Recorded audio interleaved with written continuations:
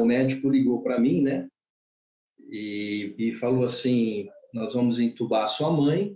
Você gostaria de falar com ela a última vez, né? É uma sensação assim terrível. A minha mãe foi entubada às 10 horas e o meu pai foi entubado às 15 horas. No momento em que ela disse ele precisa de UTI, eu já sabia das notícias que a ocupação no estado estava em torno de 98%. Então aí eu comecei a pedir a Deus para ter um leito no SUS.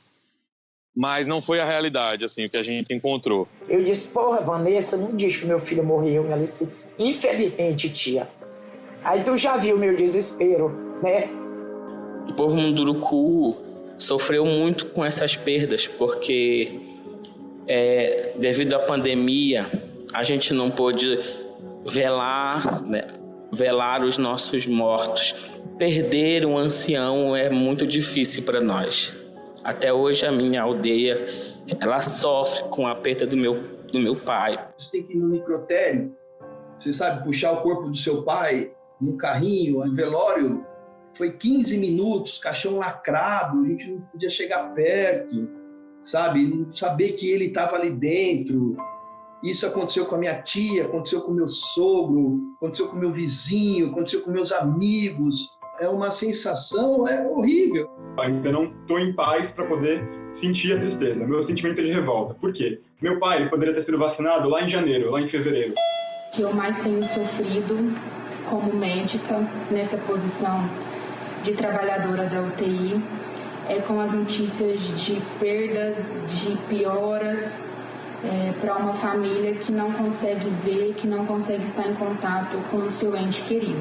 Eu acho que nenhum combatente numa guerra seria preparado para ver tanta criança, idoso, mulher e pai de família morrendo por um inimigo que é invisível. Vozes de uma tragédia que marcou a história do Brasil. O Ministério da Saúde anunciou que o Brasil registrou mais de 700 mil mortos pela Covid desde o dia 12 de março de 2020.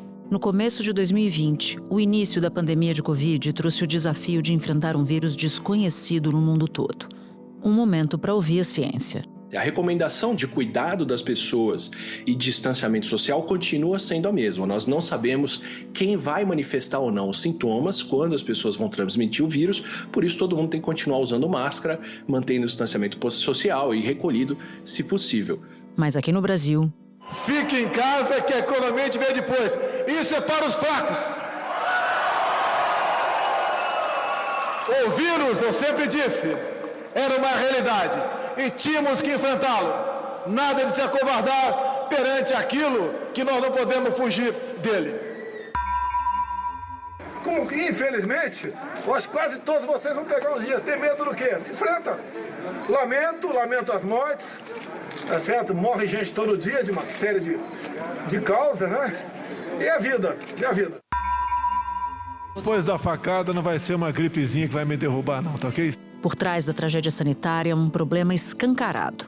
Uma sequência de erros, omissões e escolhas políticas questionáveis. E questionadas por especialistas. A cloroquina pode e deve ser usada desde o início, apesar de saberem que não tem uma confirmação científica da sua eficácia, tá? A pressão pela adoção do uso da cloroquina já provocou a saída de 2 ministros da Saúde. O protocolo assinado pelo ministro interino, Eduardo Pazuello, define diferentes doses do medicamento de acordo com o estado dos pacientes e não tem assinaturas de responsáveis técnicos. A decisão do governo foi criticada por médicos e especialistas que não concordam com o uso da cloroquina sem a comprovação científica. O Brasil ficou marcado por ser um país que faz pouquíssimos testes para a Covid em relação ao tamanho da população. E no momento em que a variante Ômicron do coronavírus avança, o Brasil vive um apagão de dados oficiais. opendatasus.saude.gov.br. Vou compartilhar aqui para você. Não é possível acessar esse site. Se a gente não monitora epidemiologicamente o problema, a gente só vai entender a gravidade quando os hospitais estiverem lotados, e aí já é tarde. A pandemia chega ao estágio mais crítico. Todas as regiões do país já têm hospitais em colapso ou muito perto disso. E surgem denúncias graves nos hospitais aqui no estado do Rio, hein? Nunca houve tantos pacientes entubados com Covid ao mesmo tempo. nas UTIs. E agora faltam sedativos para o tratamento. Profissionais dizem que isso começa a provocar mortes. Alguns pacientes estão amarrados aos leitos. O estoque de oxigênio nos hospitais acabou e pacientes agonizaram sem poder respirar. Profissionais de saúde e as famílias dos doentes entraram em desespero. O colapso que se anunciava veio de forma devastadora. Não tem mais oxigênio, tudo vazio aqui, ó. Tem um monte de paciente aqui, não tem mais oxigênio.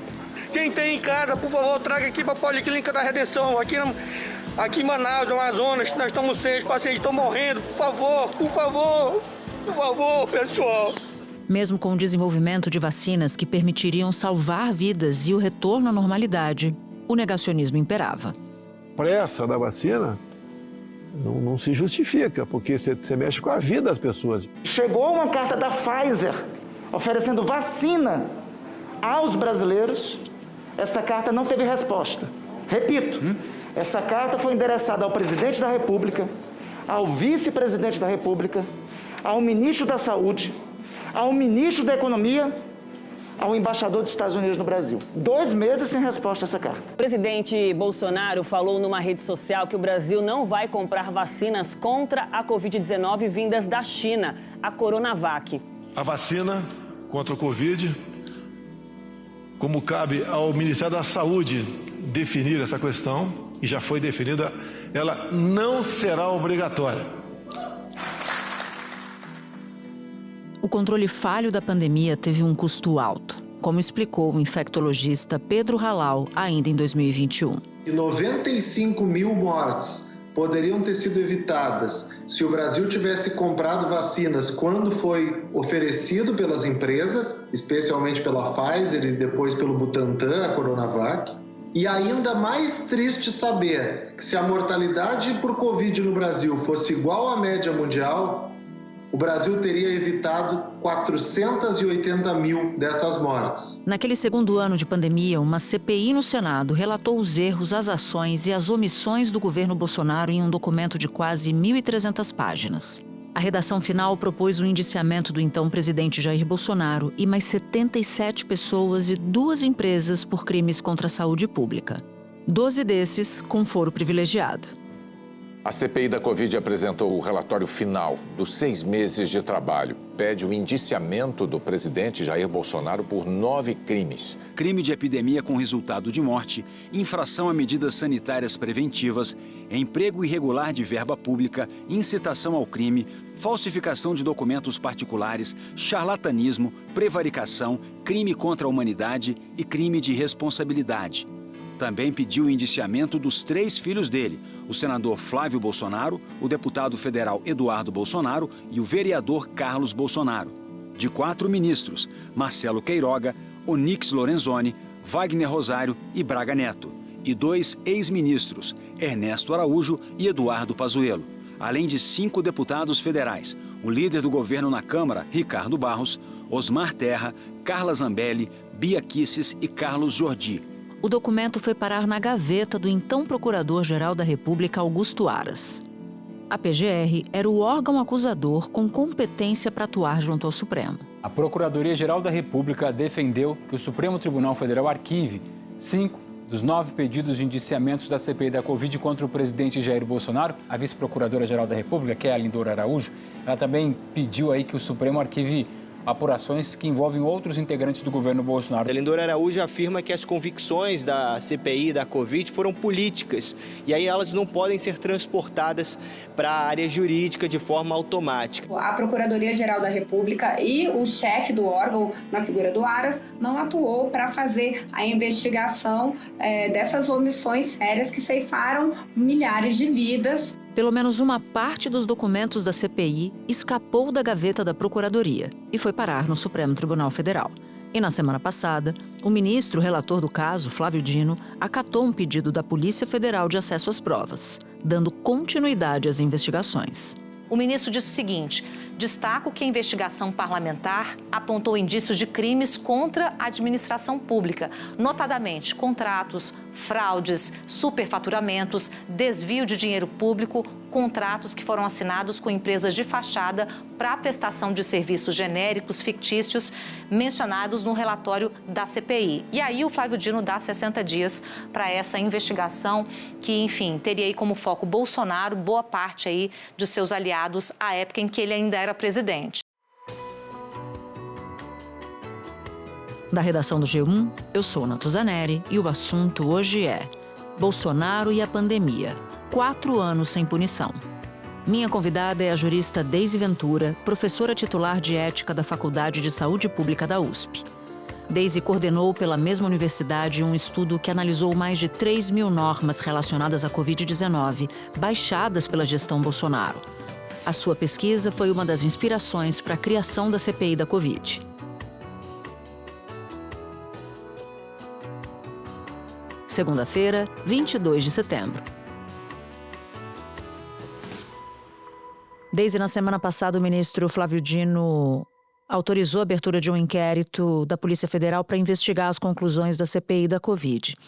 E você elaborou um estudo, fez esse estudo em formato de linha do tempo sobre a disseminação da doença, e esse estudo, inclusive, foi uma das inspirações para a criação da CPI. Explica para quem nos acompanha aqui no assunto o que vocês colocaram nesse trabalho e qual foi a conclusão dele.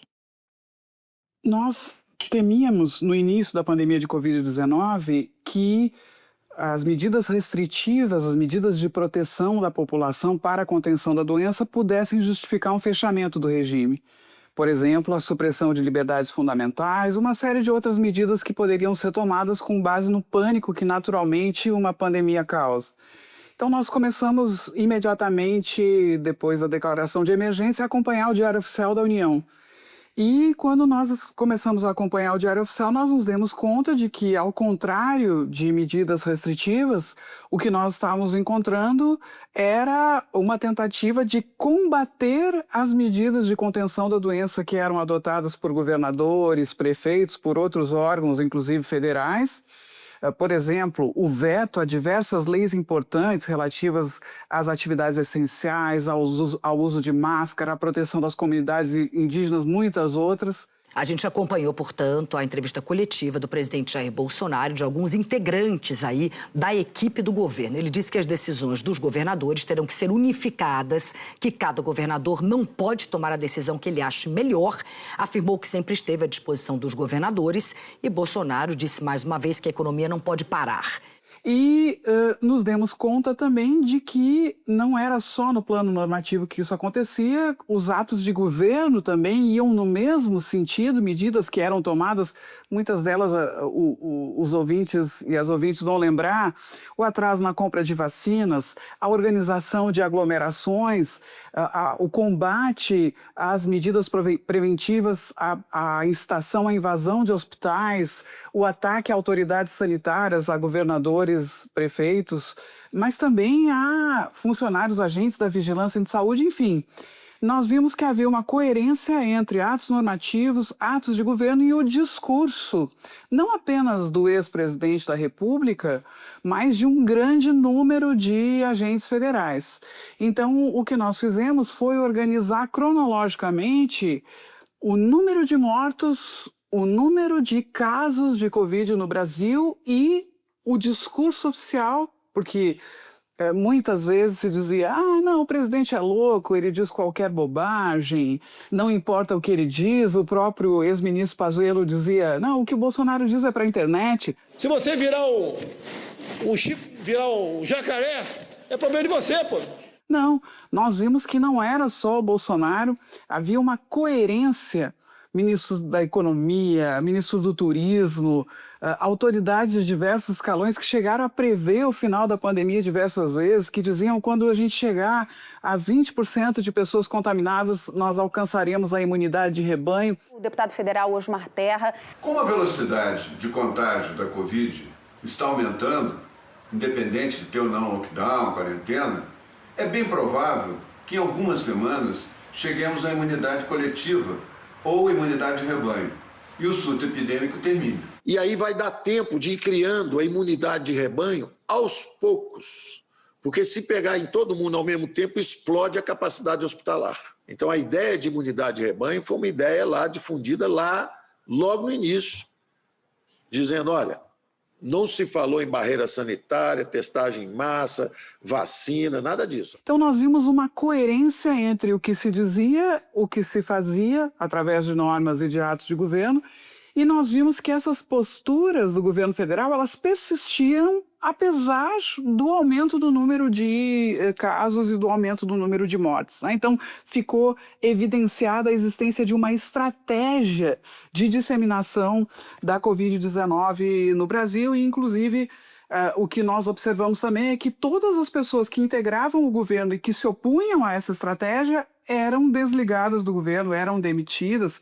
Algumas nem chegavam a ser nomeadas, como foi o caso da doutora Luana Araújo, em maio de 2021, que foi anunciada como secretária de enfrentamento à Covid-19, mas 10 dias depois de anunciada, foi desanunciada. A professora Ludmila Ajar, que em março de 2021 chegou a ser anunciada, cogitada e chegou a visitar o ex-presidente em Brasília para ser ministra da Saúde e depois não se tornou ministra da Saúde e ambas deixaram claro que não chegaram a assumir os seus cargos justamente porque eram contrárias ao tratamento precoce, a ideia de que a cloroquina era um remédio eficaz para a Covid-19. Vejam isso já lá em meados de 2021, quando a gente já tinha certeza absoluta de que esses medicamentos, como a ivermectina, a cloroquina, não eram eficazes para a Covid-19. A minha nomeação estava programada, segundo o que me foi dito, para uma segunda-feira, não saiu. Aí ficou para uma terça-feira, não saiu. Até que na quarta-feira à noite eu fui chamada, a minha nomeação não sairia. A hidroxicloroquina foi testada, porque ela já está aí, ela é barata, né? Ela tem um uso bastante largo. Então, vamos testar para ver se funciona. Ah, não funcionou? Vamos passar para outra. Ah, não funcionou? Passa para outra. Então, Natuza, em síntese, a gente viu um plano coerente, coordenado, envolvendo todos os órgãos do governo federal para disseminar a Covid-19 no Brasil e trazer essa realidade dessa forma sistematizada e, diga-se de passagem, jamais contestada até hoje. Essas pessoas jamais disseram que a gente está equivocado, né? Nós trabalhamos com documentos públicos, com discursos públicos, com normas.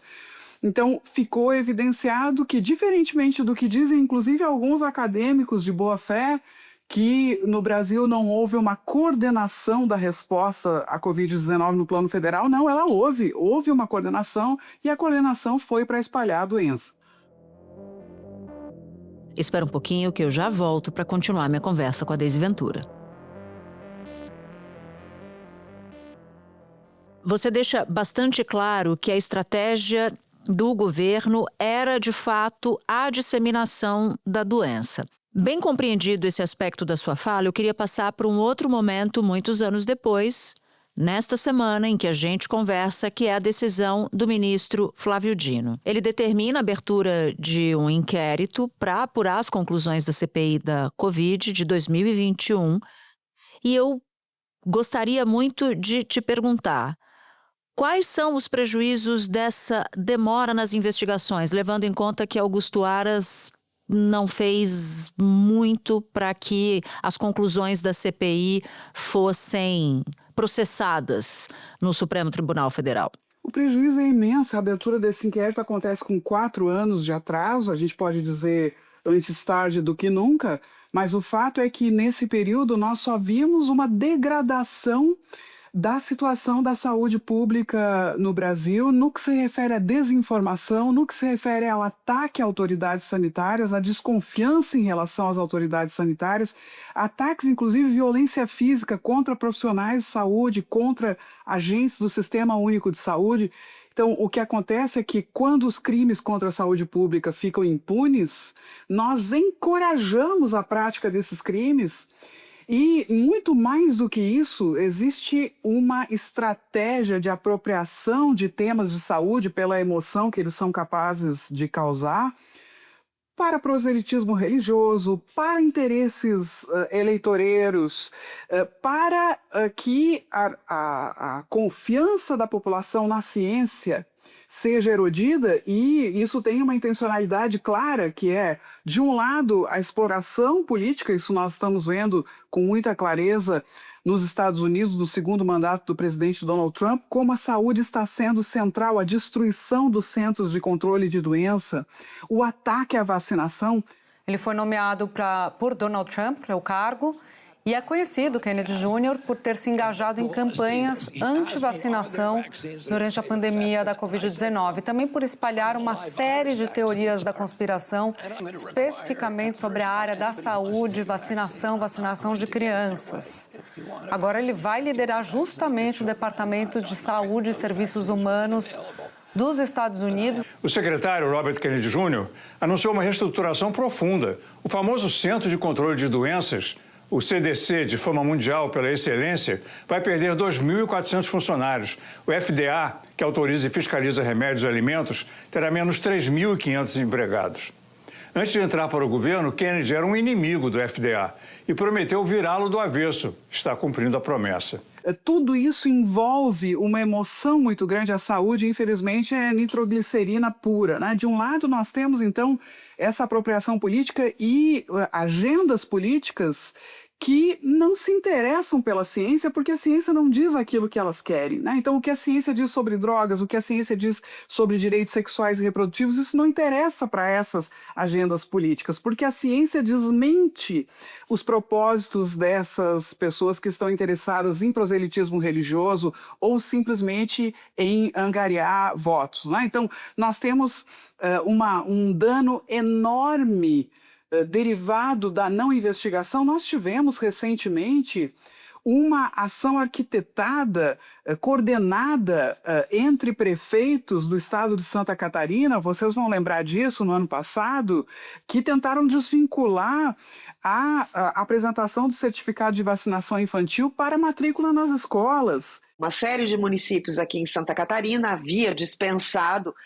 o comprovante da vacina contra a Covid-19, embora o Plano Nacional de Imunização coloque a vacina da Covid como uma das vacinas obrigatórias para as crianças. Então, isso tem que ser apresentado no ato da matrícula. Agora, com essa decisão do Supremo, estão derrubados definitivamente os decretos dos seguintes municípios: Joinville, Balneário Camboriú, Içara, Modelo, Presidente Getúlio, Rancho Queimado, Rio do Sul, Santa Terezinha do Progresso, Saudades, Jaguaruna, Taió, Formosa do Sul, Criciúma, Brusque, Blumenau, Ituporanga, Sombrio, São Pedro de Alcântara também. Violando uma tradição espetacular do Sistema Único de Saúde brasileiro, que age junto com o sistema educacional para fomentar a vacinação infantil. Então, a impunidade faz com que a saúde continue sendo refém de políticos inescrupulosos. E isso coloca a vida da população em risco, coloca a saúde da população em risco, além de nós podermos imaginar um cenário em que outra história sobre a pandemia seja contada, que outra verdade seja produzida. A verdade, a memória é um campo de batalha. Então, se nós não apurarmos o que aconteceu, se nós não investigarmos, processarmos, se nós não dermos ocasião para que a verdade apareça do que de fato aconteceu no Brasil durante a pandemia de Covid-19, até hoje nós não fizemos um balanço do que aconteceu no Brasil durante a pandemia de Covid-19. A CPI cumpriu um papel importante até outubro de 2021, mas até hoje nós não apuramos, tem muita gente envolvida nisso, vai muito além do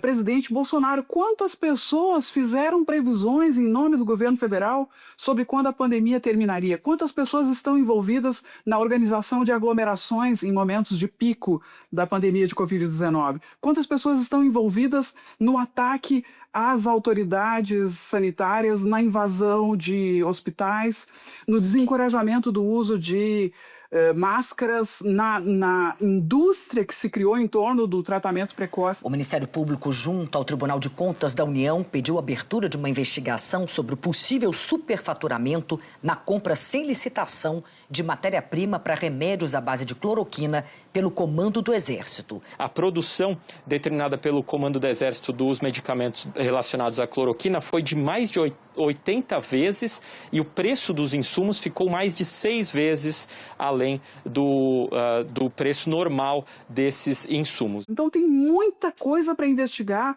para apurar, existem muitas pessoas implicadas e essa verdade precisa emergir, ainda que tarde, é preciso que ela emerja para proteger a nossa saúde pública e nos preparar para as próximas pandemias. Desde o inquérito é contra Jair Bolsonaro, mas tem outras pessoas na lista, Flávio, Eduardo, Carlos Bolsonaro, tem também Osmar Terra, tem também Onyx Lorenzoni, ex-ministros de Bolsonaro, outras figuras que não tinham cargos públicos, mas não tem Pazuello. Pazuello, curiosamente, não está nessa lista.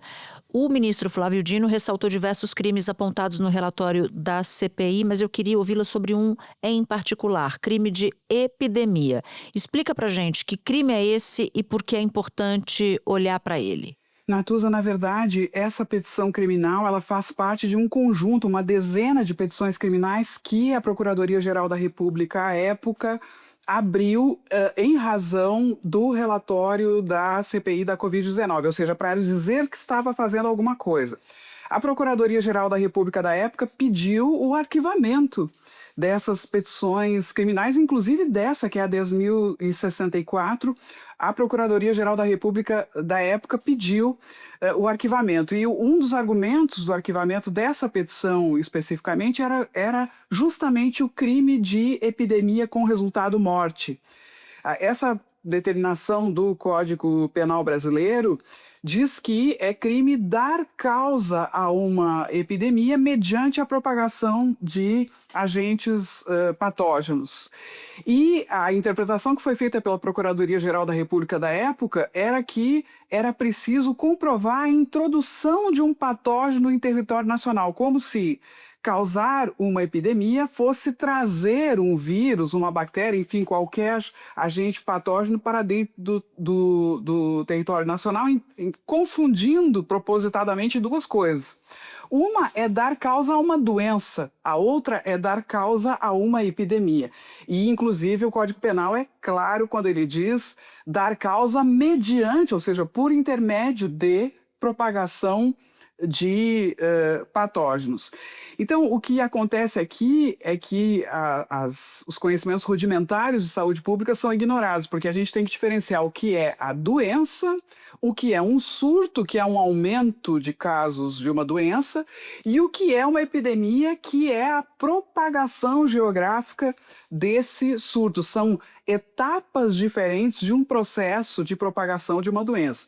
Então, a gente não causa uma epidemia introduzindo um patógeno. Os patógenos existem, eles fazem parte da nossa vida, eles fazem parte da natureza, eles podem, inclusive, estar aqui. O que a lei diz é que o crime de epidemia, nesse caso com resultado morte e nesse caso com resultado de mais de 700 mil mortes no Brasil, que a gente não pode esquecer, que a gente tem o dever de não esquecer, isso significa não dar causa a um caso confirmado da doença e nem a um surto, mas propagar a doença. Então, me parece que aqui basta respeitar a técnica jurídica e também os conhecimentos de saúde pública. Não se pode interpretar a tipificação desses crimes sem conhecer epidemiologia, sem conhecer a saúde pública.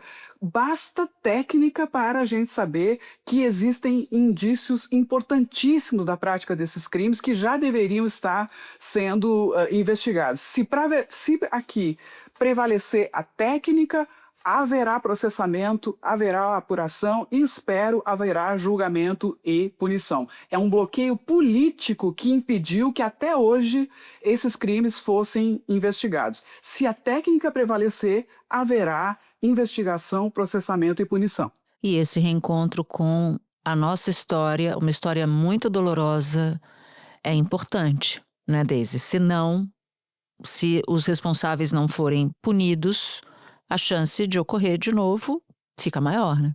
Sem dúvida, tanto a chance de que esses erros sejam repetidos em uma próxima pandemia, que virá, infelizmente, por muitas condições que são alheias à nossa vontade, como as mudanças climáticas, como a forma de produção da pecuária intensiva, como tantas outras características que a gente não tem tempo para desenvolver aqui e que são determinantes da facilitação dos saltos epidemiológicos, das mutações virais.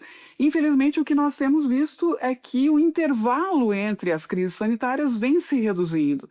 E não há nenhum indício, infelizmente, de que isso vá se modificar nos próximos anos. Então, é um consenso de que o intervalo entre esses episódios deve ser cada vez mais curto e que outras pandemias virão. Nós não sabemos qual será o patógeno, nós não sabemos qual será o lugar exato em que vai começar e o momento em que vai começar, mas nós sabemos que as probabilidades de uma nova pandemia são enormes em razão dos aspectos ambientais, dos aspectos climáticos que nós vivemos hoje. Então, não apurar o que aconteceu cria todas as condições para que se repita, e eu ousaria te dizer, Natuza, eu não tenho a menor dúvida de que nós teríamos problemas muito semelhantes hoje. O governo federal hoje não é negacionista, mas nós temos diversos governos estaduais e governos municipais que rapidamente reproduziriam os comportamentos que o governo norte-americano, por exemplo, tem em relação à saúde, se nós tivéssemos uma outra pandemia. No entanto, eu acredito que esse inquérito relativo à Covid-19 ele é importante não só em caso de novas pandemias, ele é muito importante para a ciência e para a saúde pública de uma forma geral. O que está em jogo é como se toma decisão em saúde. A gente toma decisões em saúde, a gente faz políticas públicas de saúde com base em evidências científicas ou com base no interesse de uma religião, com base no interesse de um deputado, de um partido, de alguém que quer angariar votos. O que deve fundamentar uma decisão em saúde pública? E o que nós tivemos no Brasil foi justamente deixar de lado as evidências científicas e inventar uma imunidade de rebanho por contágio que jamais existiu. Nós rapidamente sabíamos que as pessoas se reinfectavam por Covid-19 e o governo federal continua insistindo que se nós alcançássemos a imunidade de rebanho por contágio, nós teríamos contido a doença, o que é uma mentira, e mesmo que não fosse uma mentira, seria inaceitável do ponto de vista ético, porque seria admitir a morte de centenas de milhares de pessoas que poderia ser evitada.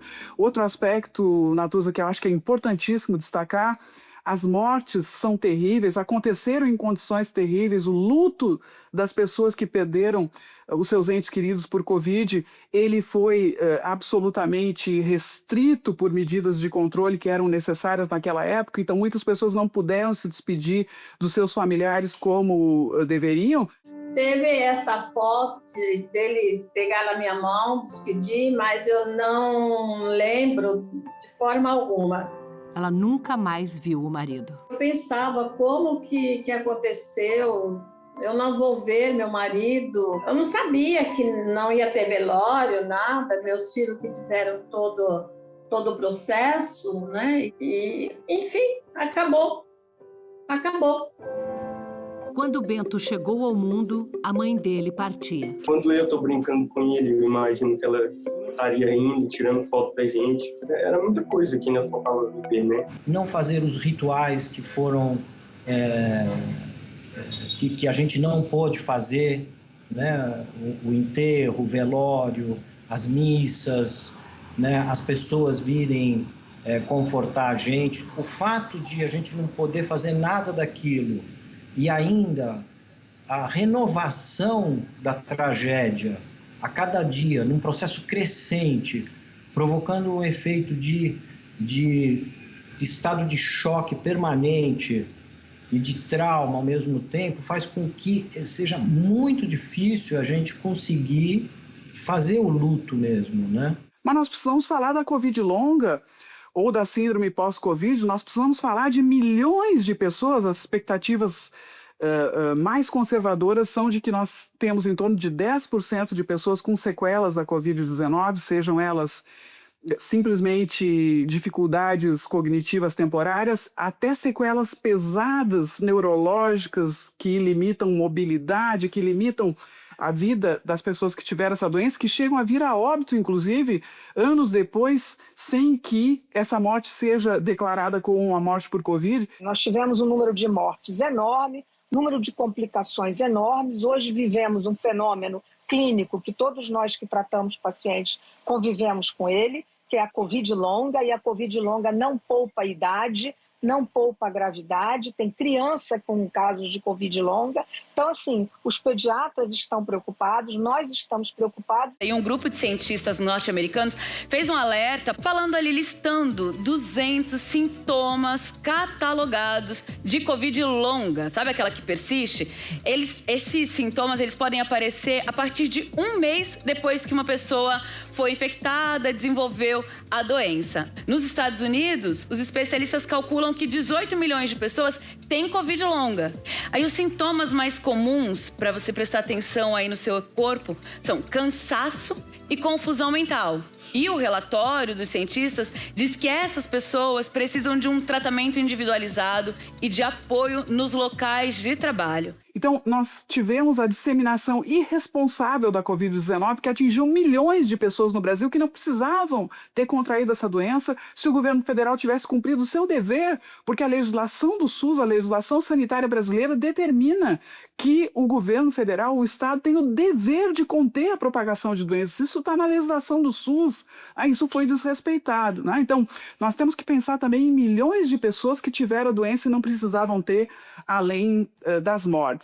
E isso pode acontecer com outras questões de saúde pública se nós não deixarmos bem claro no Brasil, Estado e sociedade, e nesse momento a Polícia Federal e o STF, que saúde não é brinquedo, que saúde não é de esquerda, saúde não é de direita, saúde é um direito constitucionalmente assegurado e que com isso ninguém pode mexer. Acho que essa é a questão. Chega de explorar politicamente de forma irresponsável a saúde pública. Nós precisamos de um consenso entre todos os partidos políticos, todas as forças políticas, de que saúde não é brincadeira e não é material eleitoral barato. No entanto, se a impunidade prevalecer, infelizmente nós estamos entregando a saúde pública brasileira numa bandeja para a extrema-direita e para toda outra forma de charlatanismo e proselitismo que puder existir nesse país. Deise, muito importante te ouvir. Muito obrigada por ter topado participar. Sua voz aqui é bastante valiosa para nós. Bom trabalho para você. Eu que agradeço, Natuza. Muito importante vocês pautarem esse tema. Muito importante mesmo. Se você ouviu o episódio até aqui, eu vou te fazer um convite. Baixar o aplicativo do G1 no seu celular. Por lá, você pode ouvir o assunto, claro, e pode também acompanhar todas as notícias do dia em tempo real e de graça. Este foi o Assunto, podcast diário disponível no G1, no YouTube ou na sua plataforma de áudio preferida. Comigo na equipe do Assunto estão Mônica Mariotti, Amanda Polato, Sara Rezende, Luiz Felipe Silva, Thiago Kazuroski e Carlos Catelan. Neste episódio colaborou também Bervelin Albuquerque. Eu sou Natuza Neri, fico por aqui. Até o próximo assunto.